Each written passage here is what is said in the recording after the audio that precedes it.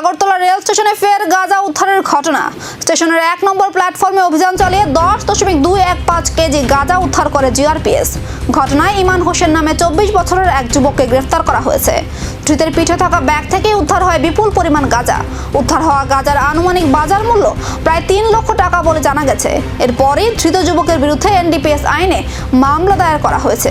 গাঁজা কোথা থেকে আনা হয়েছিল এবং কোথায় নিয়ে যাওয়ার পরিকল্পনা ছিল তা খতিয়ে দেখছে পুলিশ।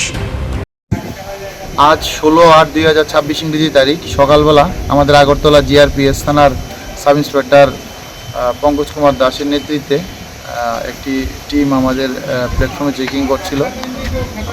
তারপর চেকিং করার সময় সিপাহীজলা ডিস্ট্রিক্টের একটি ছেলেকে একটি বিট্টু ব্যাগ সহকারে আটক করে এবং তার বিট্টু ব্যাগ তল্লাশি করে 5টি প্যাকেটের মধ্যে মোট 10 কেজি 215 গ্রাম অবৈধ গাঁজা উদ্ধার করতে সক্ষম হয়, যার বর্তমান কালোবাজারি মূল্য হবে প্রায় 3 লক্ষ টাকা। তারপর সঙ্গে সঙ্গে আমরা তাকে আটক করি এবং এনডিপিএস। রেল স্টেশনে গাঁজা পাচারের চেষ্টা রুখল জিআরপিএস। ধৃত যুবককে ঘিরে এখন নতুন তদন্তে অপেক্ষা।